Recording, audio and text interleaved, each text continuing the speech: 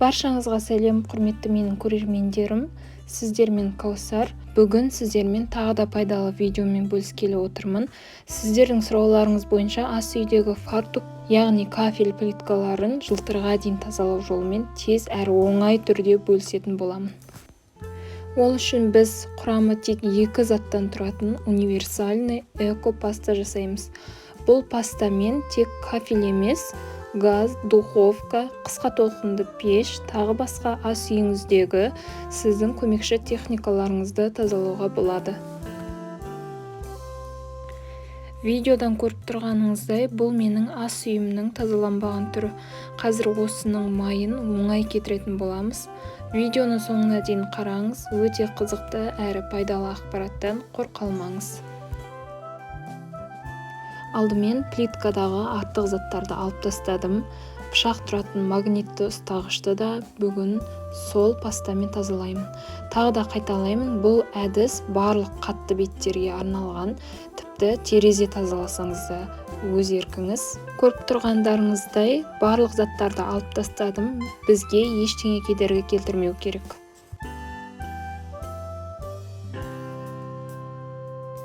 Паста үшін керек заттарды астына описаниеге қалдырамын, ал қазір бірден бастап кетейін. Алдымен кір сабынды майда үккіштен өткізіп аламыз. Бізде 100 грамм шығу керек. Үккіштен өткен сабынды ыңғайлы банкаға салып аламыз және үстіне 100 мл ыстық су құямыз. Ыстық су құйғаннан кейін жақсылап сабын ерігенше миксерлейміз.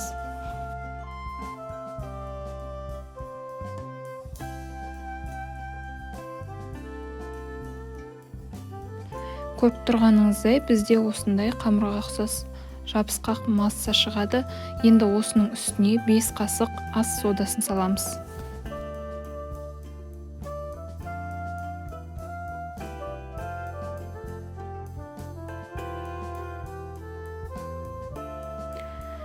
Кейін тағы да сода массаға сіңгенше 1-2 минуттай миксерлейміз.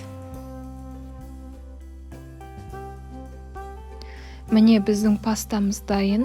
Енді осымен ас үйіңіздің фартуктарын, газ немесе плиталарды, духовка, пеш, қысқа толқынды пеш, шкаф және ас үйіңізде не бар, соның барлығын осымен тазалай берсеңіз болады. Видеода көрсетілгендей тек алдымен кафель плиткаларын жай сулы майлықпен ылғалдандырып алдым. Кейін пастаны губкаға жағып, кафельдерге және оның тігістеріне де толықтай жағып шықтым. Жалпы бұл әдіс, басында айтып кеткенімдей, эко әдіс. Бұл пастамен жұмыс істеген қолайлы.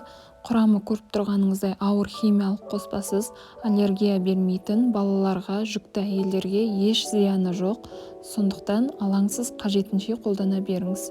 Әрі еш шығынсыз, қолжетімді. Тазалау барысында сіздерге мотивация болу үшін толық тазалағанымды көрсетіп жатырмын. Осы орайда сіз де комментарий бөліміне өз тазалау әдістеріңізді жаза кетіңіз. Және менен алдағы уақытта қандай видеолар күтесіздер, оны да жаза кетіңіздер.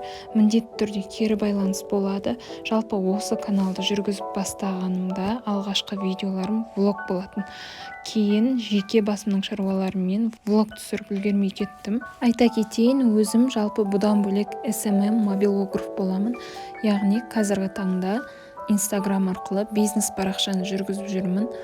Жалпы жұмысым өзіме ұнайды, декретте отырған ана үшін қолайлы, үйде отырып алаңсыз жүргізе аламын. Ал YouTube жүргізу өзіме бөлек ұнайды. Сіздерден алғыс алу, пайдалы видеолар түсіру менің сүйікті жұмысым. Және бір жағынан маған видео түсірген, оны монтаждаған қатты ұнайды. Тақырыпқа қайта оралайық. Пастаны барлық жерге жағып шықтым. Енді 5 минут күтемін. Күтпесеңіз де болады, бірден сүртіп тазалай берсеңіз де болады. 5 минуттан кейін ыдысыма таза су құйып, губканы жуып, кафельдерді ысқылай бастадым. Бұл жерде мұқият барлық майды кетіруге тырысамыз. Май қалдықтары біз ойлағаннан да оңай кетеді, көп күшті талап етпейді, ал кафель тігістерін кәдімгі тіс щеткасымен ысқылап шығамыз.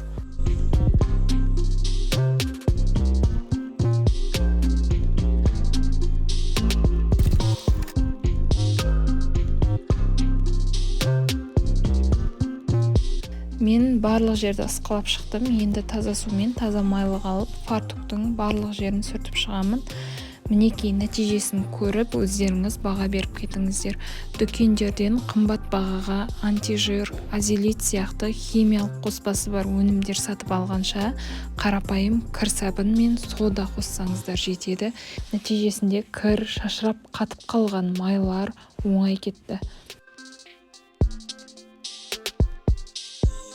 Міне қараңызшы, бұл бізде тазаланбаған, майы кетпей қалған түрі. Нәтижесінде бір нүктедей майдың ізі қалмай, жылтырап шыға келді.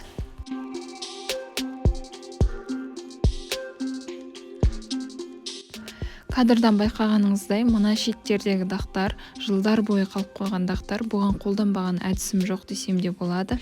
Егер сізде идея болса, комментарий жаза кетсеңіз қуанар едім. Және эксперимент ретінде жасап, сіздермен бөлісетін боламын. Бүгінгі видео соңына да жетіп қалыппыз. Бүгінгі әдіс сізге ұнаған болса қуаныштымын. Алдағы уақытта осыған ұқсас және бұдан да қызық видеолар көп шығаратын боламын. Менің арнама жазылып, қызықты әрі пайдалы видеолардан қор қалмас үшін қоңырауша белгісін басып қойыңыз.